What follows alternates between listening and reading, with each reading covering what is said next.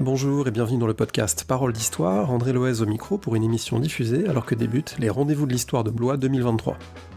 Les rendez-vous, c'est toujours un moment important pour les collègues qui enseignent l'histoire géo, et du coup l'émission d'aujourd'hui leur est plus spécifiquement dédiée, puisque je vous propose un coup de projecteur amical sur Historiens et Géographes, la revue de la PSG, de l'Association des professeurs d'histoire et géographie, en compagnie de son nouveau rédacteur en chef, Philippe Prudent.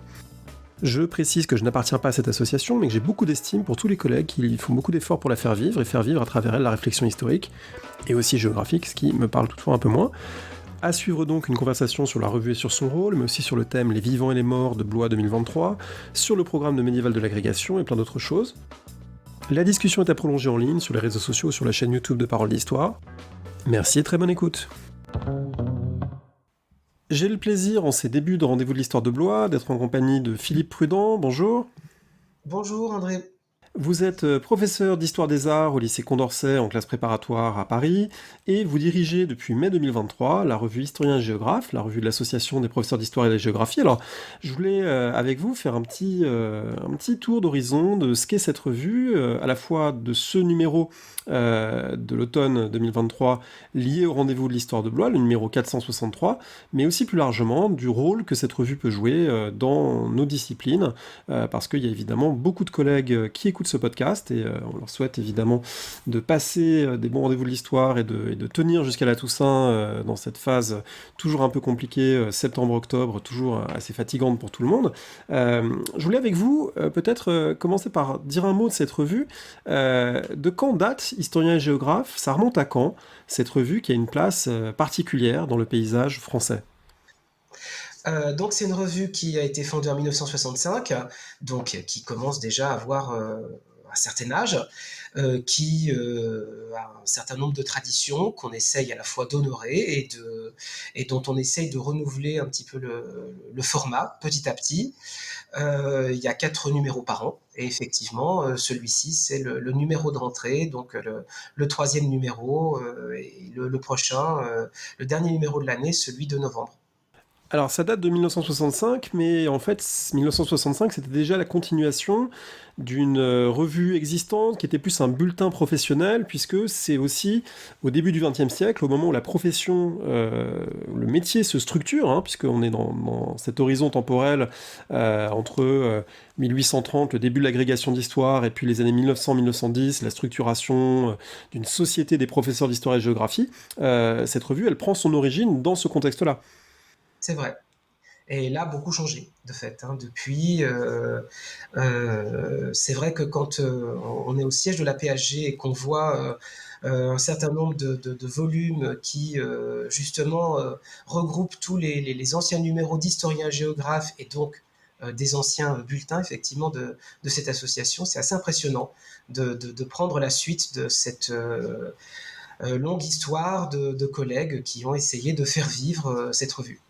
Alors un des intérêts de cette revue, me semble-t-il, c'est lié à la façon particulière dont l'enseignement de l'histoire est structuré en France, puisque on fait partie, me semble-t-il, des pays dans lesquels le lien entre l'enseignement secondaire et l'enseignement supérieur et la recherche est assez fort, et de fait, la revue Historien-Géographe, c'est pas le seul élément, mais c'est un des éléments qui joue ce rôle d'intermédiaire, qui permet notamment à des collègues qui sont chercheurs et dans le secondaire, ou qui sont dans le secondaire qui s'intéressent à la recherche, de continuer finalement à maintenir ce lien entre ces deux univers. Oui, parce qu'en fait, l'association regroupe des collègues de tout, finalement, qui sont représentatifs de tous les différents niveaux d'enseignement, du primaire au supérieur, avec bien sûr beaucoup de collègues de collège, de lycée. Et c'est vrai que cette charnière, cette synergie entre l'enseignement secondaire et l'enseignement supérieur, c'est vraiment important pour nous. C'est important pour toutes les questions de formation initiale avec les concours et de formation continue. Et c'est vrai que dans la manière dont la revue est organisée, c'est quelque chose qui se retrouve et qu'on cherche à maintenir avec donc des articles scientifiques et des propositions pédagogiques pour le collège et ou pour le lycée. Avec, on peut le citer par exemple dans ce numéro 463, un entretien avec Stéphane Guerre, qui est donc spécialiste de l'époque moderne, spécialiste en gros du règne de Louis XIV. Et dans cet entretien, il revient à la fois sur des éléments issus de ses propres recherches, de sa thèse sur Nicolas Desmarets à l'époque donc de la fin du règne de Louis XIV, mais en même temps sur la façon dont le fait d'être chercheur, le fait d'avoir fait une thèse et d'être prof du secondaire, nourrit aussi son enseignement. Et ça, c'est quelque chose que beaucoup de collègues connaissent, le fait soit d'avoir fait une thèse, soit malgré tout d'avoir fait un passage par la recherche, ne serait-ce qu'en master. C'est des éléments importants pour enseigner l'histoire, d'après vous? Oui, c'est important et c'est en fait dans le cadre d'une rubrique qui est récente, la rubrique qui s'appelle Des archives à la classe. C'est une rubrique qui a été créée dans le précédent numéro, le numéro 462 qui était celui du mois de mai, et qui effectivement cherche à donner la parole à des collègues qui sont enseignants dans le secondaire, en collège ou en lycée, qui ont fait une thèse, qui parfois donc ont publié leurs travaux. C'est le cas de Stéphane Guerre. Et l'idée est vraiment d'essayer de montrer comment ce travail de recherche irrigue le travail d'enseignant.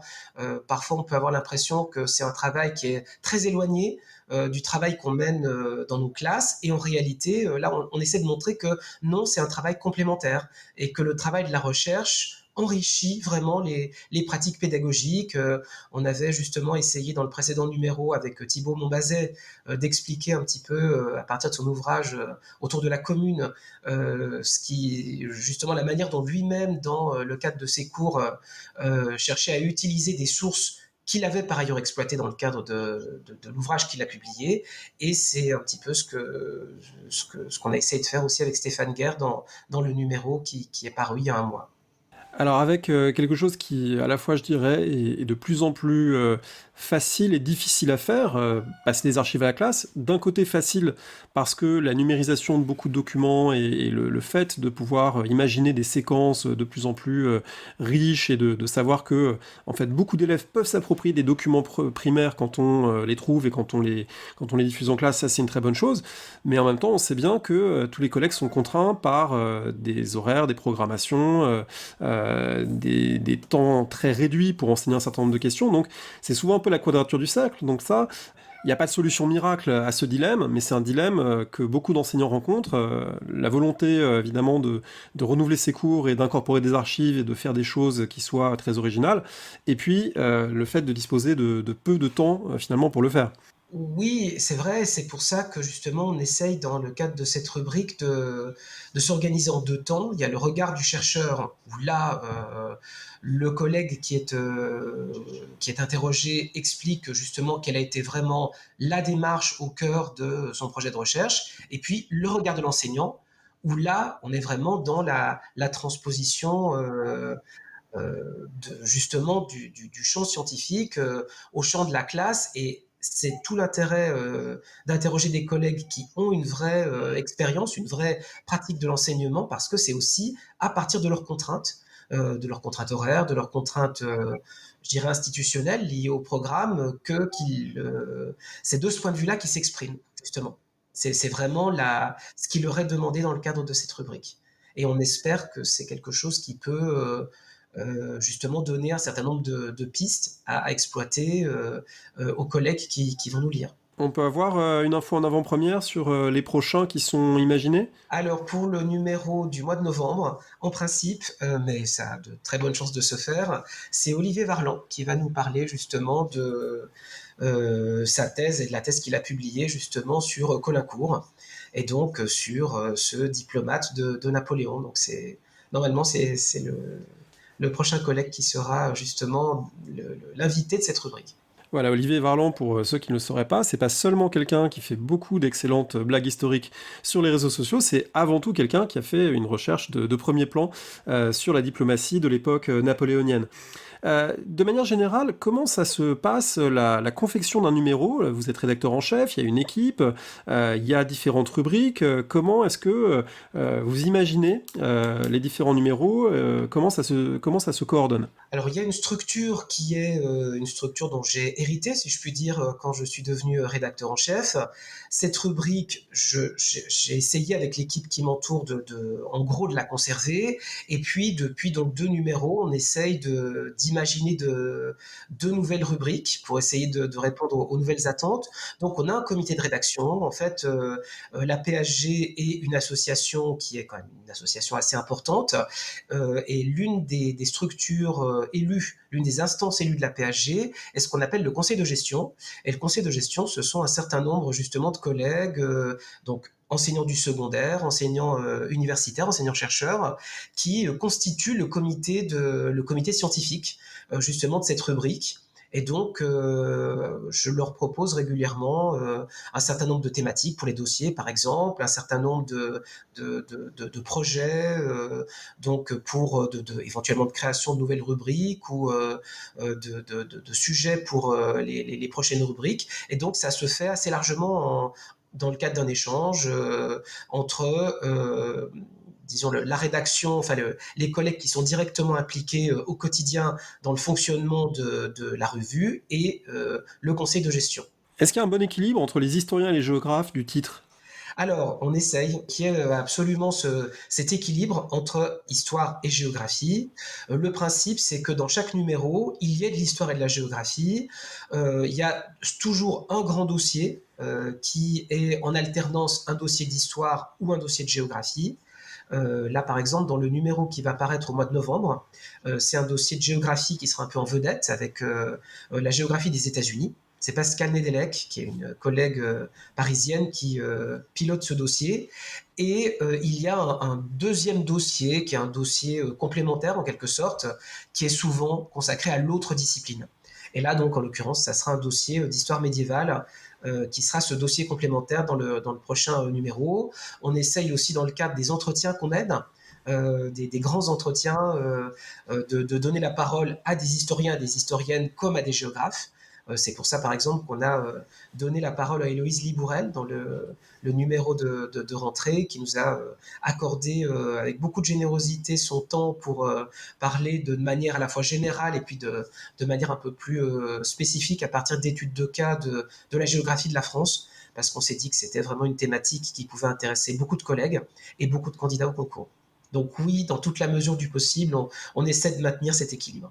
Voilà, un équilibre qui, en même temps, ne correspond pas tout à fait à l'équilibre de la formation, puisqu'on sait bien que dans la profession, il y a plutôt 9 personnes ayant fait de l'histoire pour une ayant fait de la géographie, voilà, ce qui n'empêche pas évidemment tout le monde de s'approprier des enjeux, même d'une discipline qui n'était pas la sienne à l'origine. Alors, cette revue, elle joue un rôle qui est aussi un rôle que d'aucuns pourraient dire corporatiste, mais comme je suis avec un moderniste, on va être prudent sur l'usage à tort et à travers du terme de corporation. En tout cas, un rôle de défense, malgré tout, du métier. Et cette défense du métier, bon, c'est notamment l'éditorial de Joël Alazard dans le numéro de rentrée, c'est quelque chose d'important dans la mesure où, même si c'est pas une organisation syndicale, la PSG prend position aussi sur voilà, la question des recrutements, la question de la maquette des masters des métiers de l'enseignement, la question des salaires, c'est quelque chose qui est... c'est pas une association qui est une simple association de mise à jour des connaissances, on va dire. Il y a aussi cette dimension de défense du métier, c'est important pour vous? Oui, absolument. Et en fait, alors c'est vrai que bien sûr, il y a cet éditorial du président ou de la présidente. C'était donc Franck Collard pendant plusieurs années qui était président et qui faisait cet éditorial. Et donc désormais, c'est Joël Alazard. Donc ça, c'est effectivement un temps fort de la revue et je pense un éditorial qui est attendu par beaucoup de collègues. Mais c'est vrai que l'association prend position sur alors ce qui concerne directement les questions liées à l'enseignement de l'histoire, de la géographie, de l'EMC. On l'a fait notamment à la fin du mois d'août quand s'est posé la grande question d'un enseignement de l'histoire qui serait ou pas chronologique. Bon, tout le monde toutes les personnes qui s'y connaissent un peu savent que c'est un enseignement tout à fait chronologique et effectivement sur des questions qui concernent le métier d'enseignant d'histoire-géographie, mais d'enseignant de manière générale. Et c'est vrai qu'on s'exprime de différentes manières et sur différents canaux, si je puis dire. Il y a un site, bien sûr, de la PHG où sont publiés des textes de prise de position. Il y a les réseaux sociaux sur lesquels l'association est assez active. Il y a des collègues qui interviennent dans les médias régulièrement, qui sont sollicités d'ailleurs par des médias, presse écrite, audiovisuelle, et donc pour nous, c'est aussi le signe que l'association, précisément, est représentative, pleinement représentative des professeurs d'histoire-géographie, et que ces prises de position sont attendues et ont un certain poids. Et c'est une responsabilité pour nous, bien sûr. Et là aussi, on retrouve une tension intéressante et je pense constitutive du métier. C'est un métier qui n'est pas toujours facile, évidemment, on le sait bien, pour beaucoup de jeunes collègues en particulier. C'est un métier qui est sous-rémunéré, on le sait aussi, tout le monde le partage, pas seulement les historiens géographes, mais de manière générale dans l'enseignement. Et du coup, cette dimension-là est présente, et en même temps, on sait bien que ce qui fait qu'on tient dans ce métier aussi, c'est que on se nourrit intellectuellement. Donc on est souvent en équilibre dans ce métier entre d'un côté constater qu'on le fait dans des conditions difficiles et que il faut faire porter une voix pour exiger qu'elle soit meilleure, et en même temps que ce qui fait qu'on y prend du plaisir malgré ces conditions difficiles, c'est qu'on peut lire des entretiens intéressants, on peut lire des articles intéressants, on peut réfléchir à des manières d'enseigner différentes. Voilà, donc ça exprime aussi un petit peu cette dualité, voire parfois cette schizophrénie dans le métier, hein. On est nombreux, je pense, à avoir déjà ressenti une forme de schizophrénie en se disant d'un côté, mais comment c'est possible la façon dont évolue le métier, et puis en même temps c'est un métier qu'on continue à adorer, notamment parce qu'il nous nourrit tellement. Oui, c'est vrai que la revue peut-être est une sorte de témoignage de cette situation, parce qu'on essaye d'apporter un certain nombre de choses à nos collègues, et en même temps, effectivement, l'éditorial est là pour leur dire on est dans le réel, nous sommes vos collègues aussi, nous qui faisons vivre la PHG, qui faisons cette revue, et nous sommes là pour porter effectivement vos attentes autant que possible. Donc c'est vrai que, voilà, y compris dans la structure de la revue et dans la manière dont fonctionne la PHG, il y a ces deux aspects qui sont présents. Alors dans les rubriques, il y a une rubrique traditionnelle et qui est toujours intéressante à regarder, c'est la rubrique des bibliographies de concours, puisque la PHG est le lieu dans lequel, lorsque un programme de concours est annoncé, une bibliographie très approfondie est publiée. Je me demandais si vous savez à quand ça remonte finalement, parce que on pourrait se demander s'il y a vraiment quelle serait la règle qui ferait ça. Est-ce qu'il y aurait pas d'autres canaux? Est-ce que ça aurait pas dû être la revue historique à un moment qui aurait publié ça? Voilà, qu'est-ce qui a fait que c'était les professeurs d'histoire-géographie qui eux-mêmes se chargeaient de publier la bibliographie du recrutement de leurs futurs collègues, en quelque sorte?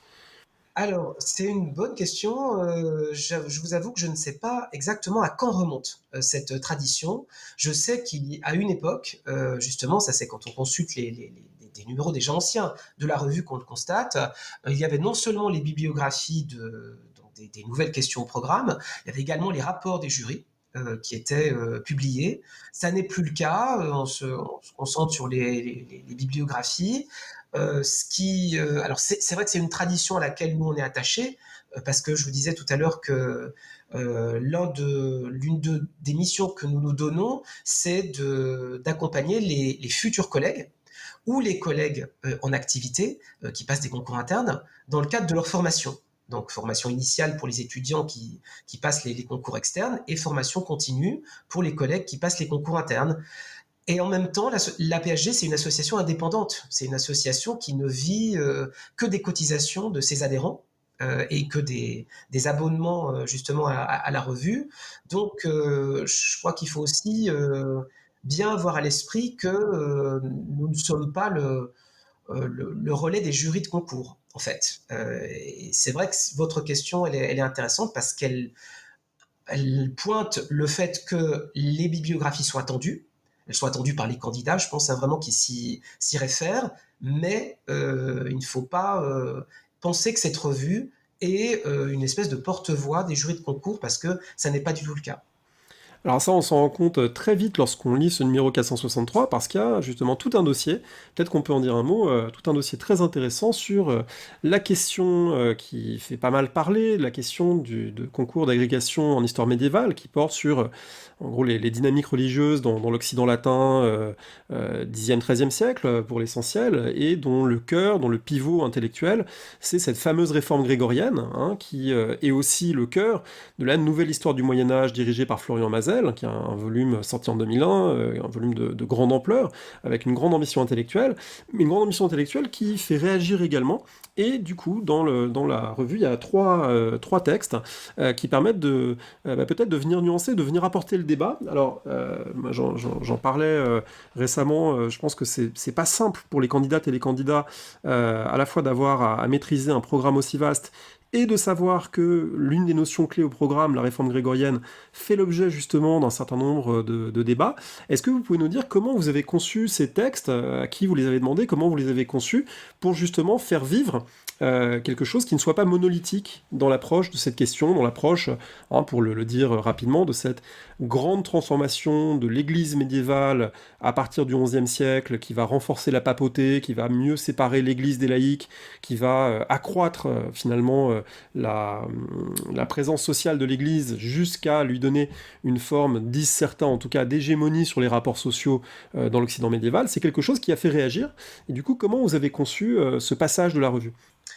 Alors en fait, donc au départ, on savait que dans la mesure où il y avait de nouvelles questions concours, une nouvelle question d'histoire ancienne et cette nouvelle question d'histoire médiévale, dans le numéro de rentrée de cette année, il y aurait ces bibliographies, puisqu'en fait c'est le numéro de rentrée, celui qui paraît fin août, où traditionnellement sont publiées la plupart du temps ces bibliographies. Donc ça c'était le cahier des charges de départ, si vous voulez. Et puis c'est vrai qu'il y a eu des débats finalement assez rapidement, notamment sur les réseaux sociaux, sur Twitter, pour ne pas le nommer, entre des collègues enseignants-chercheurs, justement, autour de certaines des orientations de la lettre de cadrage de cette question d'histoire médiévale. C'est notamment la couverture du magazine L'Histoire, réforme grégorienne, l'Église prend le pouvoir en Occident, qui a fait grincer des dents un certain nombre de personnes qui se sont dit est-ce que c'est vraiment de cette façon-là qu'il faut formuler les choses. Donc vous y faites référence d'ailleurs un moment dans le dossier. Voilà, c'est des choses, c'est moins le fond du savoir qui a été discuté que la manière peut-être de le présenter ou de le simplifier à destination des candidates et des candidats. Oui, c'est vrai que en tout cas cette couverture a fait réagir. Et du coup, moi, en voyant ces échanges, j'ai discuté justement avec le comité de rédaction autour de l'idée que finalement, on sait très bien que sur les réseaux sociaux, les échanges sont souvent limités et peuvent être... enfin, c'est un espace en tout cas qui est contraint et on s'est dit que ça pouvait être intéressant de donner la parole justement de manière un peu plus en longueur à des enseignants-chercheurs qui connaissent bien cette question pour justement développer leurs arguments et les confronter, donc en débattre réellement autour de cette notion de réforme grégorienne, entre guillemets. Donc c'est un peu l'origine de ce débat entre Véronique Bolland, Arnaud Fossier et Corinne Leveleux, qui est une historienne du droit de la période médiévale, et ça nous a semblé intéressant de lui demander elle aussi son point de vue. Donc ça, c'est l'origine de ce texte dont on espère qu'il va vraiment aider les collègues, les futurs collègues, parce que justement, c'est un débat qui cherche à montrer que un certain nombre que les positions justement en histoire médiévale aujourd'hui sont le résultat d'évolutions historiographiques, que certaines positions étaient admises à un moment donné, que désormais une relecture de certaines sources ou la prise en considération d'autres sources finalement amène à nuancer certains points de vue. Et donc effectivement, pour les futurs enseignants et pour nos collègues, on estime que c'est important justement de beaucoup insister sur cette dimension historiographique dans la réflexion sur cette question. Ensuite, il y a des collègues médiévistes qui, justement, ont souhaité s'exprimer, ont souhaité publier, par exemple, une tribune. C'est le cas de Dominique Barthélémy, qui nous a justement sollicité vraiment spontanément pour publier une tribune dans le cadre de la revue, puisqu'il sait que c'est la saison où nous publions les bibliographies. Et donc, comme nous donnons la parole à tout le monde, et à toutes les écoles historiographiques, si je puis dire, il nous a semblé tout à fait normal d'accepter justement son texte et de le publier dans le cadre de ce dossier sur les concours. Sachant que c'est une tribune libre, c'est une prise de position et que c'est quelque chose qui évidemment est à distinguer de la lettre de cadrage du jury qui est le document de référence. Ce numéro paru fin août, il porte en son cœur un grand dossier sur le thème des rendez-vous de l'histoire de Blois qui se tiennent donc du 4 au 8 octobre. On diffuse cette émission au début de ces rendez-vous de l'histoire. Donc ce thème des vivants et des morts, alors j'imagine que comme historien moderniste, ça vous a particulièrement intéressé parce qu'on sait à quel point entre Philippe Ariès, Pierre Chonu, il y a, disons, il y a une implication extraordinairement forte, sans oublier évidemment les travaux de démographie historique d'un Pierre Goubert, par exemple. L'histoire moderne, elle a eu partie liée, peut-être encore plus que d'autres périodes, avec cette question des vivants et des morts. Donc ça vous a intéressé de concevoir à plusieurs ce dossier sur le thème 2023 des rendez-vous de l'histoire? Ah, c'est un très beau thème et c'est un thème qui brasse beaucoup de choses, justement, beaucoup d'angles dans la recherche historique. Alors, c'est Joëlle Alazard, notre présidente, qui a piloté ce dossier. Elle a vraiment fait, je trouve, un très gros travail avec notamment un certain nombre d'entretiens. Alors, c'est vrai que bon, le moderniste que je suis vous dirait, enfin, serait d'accord avec vous. Certainement, on donne la parole à plusieurs historiens modernistes. Caroline Callard, par exemple, est interviewée par Olivier Jondeau et sur la place du fantôme, du revenant à l'époque moderne. Et c'est un article enfin un entretien qui est vraiment très intéressant. Il y a un article par ailleurs de Stéphane Guerre, un de nos collègues justement dont vous parliez tout à l'heure, qui intervient aussi pour parler du thème des funérailles royales au XVIIe siècle. Et c'est vrai que, en tout cas, ce que Joëlle Alazard a cherché à faire, c'est un dossier qui embrasse de manière très large cette thématique et qui fasse intervenir des historiens de toutes les périodes, de l'Antiquité jusqu'à l'époque contemporaine, pour essayer de montrer toute la diversité des angles d'approche de ce thème, comme je pense on le constatera lors des rendez-vous de l'histoire de Blois, parce que effectivement le programme est très alléchant et on a essayé quand même de faire en sorte que ce dossier justement donne envie à nos lecteurs d'aller à Blois et que ce dossier soit vraiment complémentaire des conférences ou des tables rondes auxquelles ils pourront assister. Je signale aussi dans ce dossier un bel entretien avec l'archéologue Anne Leherf, notamment un passage très très riche de cet entretien. Alors c'est toujours très intéressant de la lire, mais il y a un passage que j'ai trouvé particulièrement riche, c'est toute la question des restes humains et de la façon dont l'archéologie s'en empare et s'en empare aussi questionnée aujourd'hui par des attitudes sociales sans doute beaucoup plus complexes qu'au XIXe siècle, où des anthropologues pouvaient étudier des crânes et les déterrer impunément sans grand scrupule pour les populations en question. Aujourd'hui, ça va pas de soi que d'aborder des restes humains en archéologie, en particulier en archéologie dans un certain nombre de régions avec des populations qui sont forcément très, très attentives à la façon dont sont traités les restes humains, les sépultures. Donc il y a des passages que j'ai trouvé vraiment très très riches qui montrent que ça concerne peut-être plus la préhistoire, mais pas seulement la préhistoire. En tout cas, voilà, ça vient nourrir la réflexion, qui est aussi une réflexion historique, mais en partie civique également, hein, sur voilà, de quelle manière est-ce qu'il y a une éthique de la fouille. Ça, c'est des choses évidemment qui sont très intéressantes. Et je crois que cette dimension civique, justement, elle y tient beaucoup.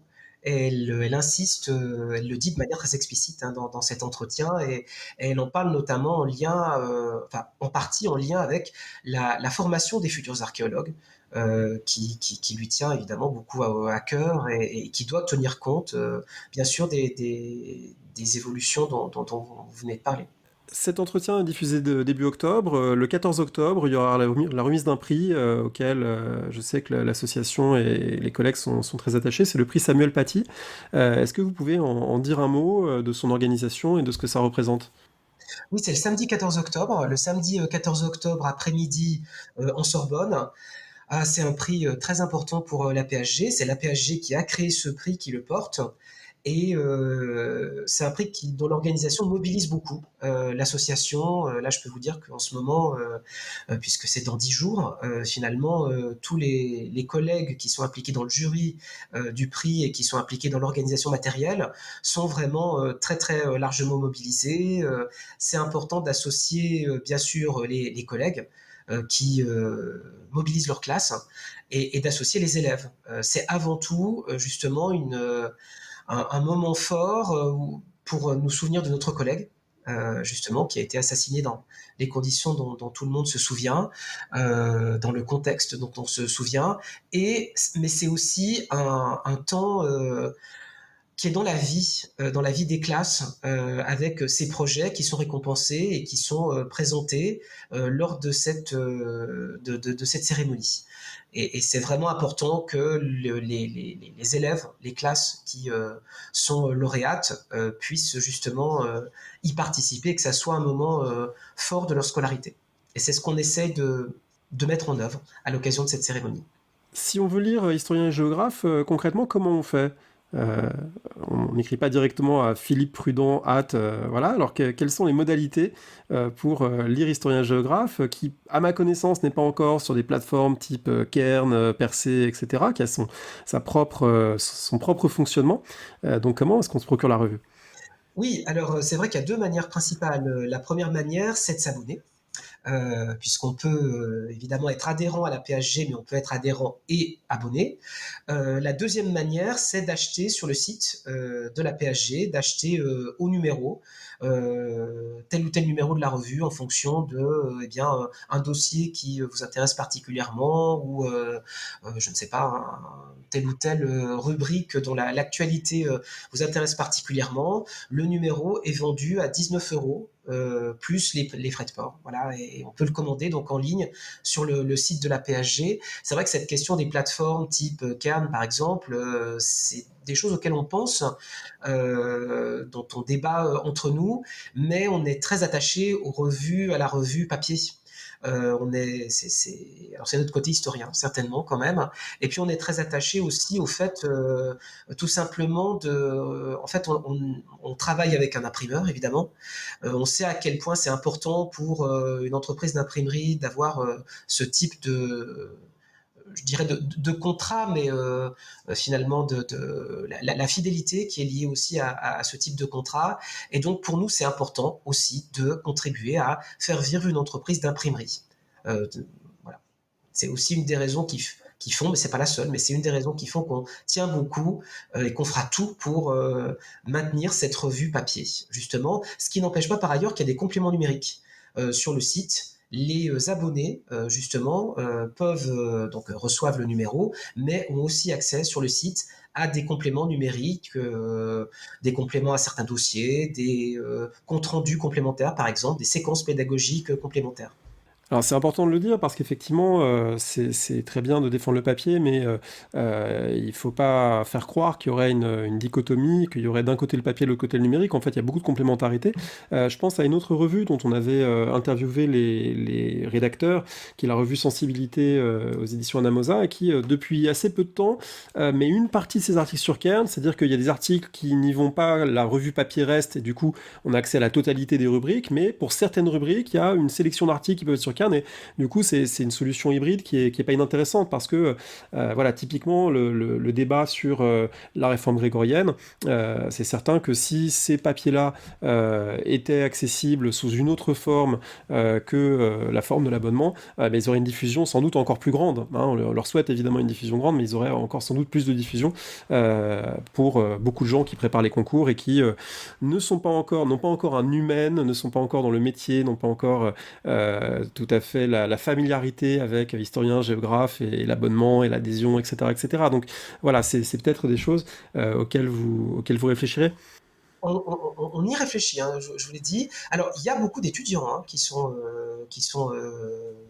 adhérents et abonnés. Ils ont un tarif préférentiel.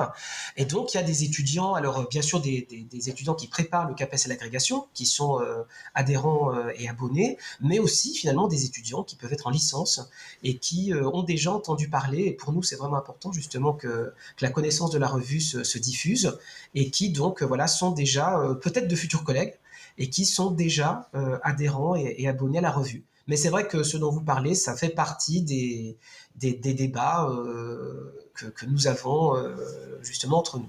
Pour terminer, comme vous enseignez l'histoire des arts, évidemment, on ne peut pas passer ça sous silence. Ça fait partie aussi de nos disciplines, même si ça a un statut qui est parfois un peu particulier. Tout le monde n'y est pas formé, tout le monde ne peut pas y accorder autant de temps. Mais c'est présent dans la revue et vous avez notamment consacré plusieurs textes à des expositions, à des parutions. Alors qu'est-ce qui vous a marqué en cette rentrée ? Qu'est-ce que vous avez envie de conseiller en disant attention, ça c'est vraiment incontournable quand on aime l'histoire des arts ? Alors, il y a une exposition qui me semble vraiment importante, évidemment, pour les collègues qui ont la chance de ne pas être trop loin de Paris ou qui ont la chance de pouvoir passer par Paris. C'est l'exposition Naples à Paris au musée du Louvre, qui est une exposition qui me semble vraiment importante et qui dure jusqu'au mois de janvier. Donc, qui a commencé au mois de juin, qui se poursuit jusqu'au mois de janvier et qui, là, me semble vraiment être un événement important et surtout, c'est une des expositions vedettes de ce numéro qui a un dispositif muséal, scénographique, qui est vraiment intéressant. Et puis c'est vrai que le prochain numéro, le numéro de novembre, continuera de parler de l'actualité, parce que l'actualité en ce mois d'octobre, justement, est riche, fin septembre en tout cas, et tout le mois d'octobre. Et voilà, c'est vrai qu'on parlera par exemple de l'exposition Van Gogh, qui commence aujourd'hui au musée d'Orsay. On va parler de l'exposition, je pense que ça sera une très belle exposition, autour des manuscrits des ducs de Bourbon au musée Condé à Chantilly. Voilà, et puis il y aura d'autres choses. Mais c'est vrai qu'on essaye justement de rendre compte d'expositions qui nous semblent importantes et qui nous semblent pouvoir être exploitées par nos collègues, effectivement, dans le cadre de la classe.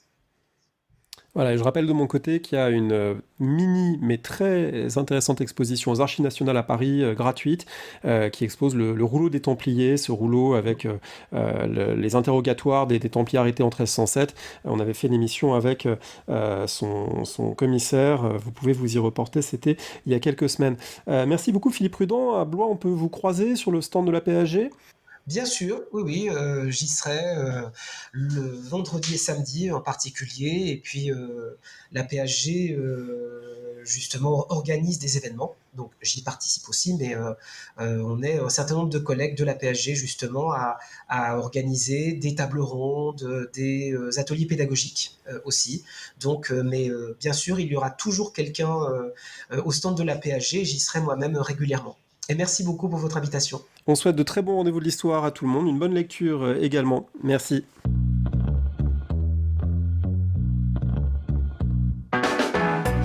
Merci de nous avoir écoutés. Rendez-vous sur le site www.paroledhistoire.fr pour toutes les informations sur le podcast, pour vous abonner, écouter ou télécharger les autres émissions.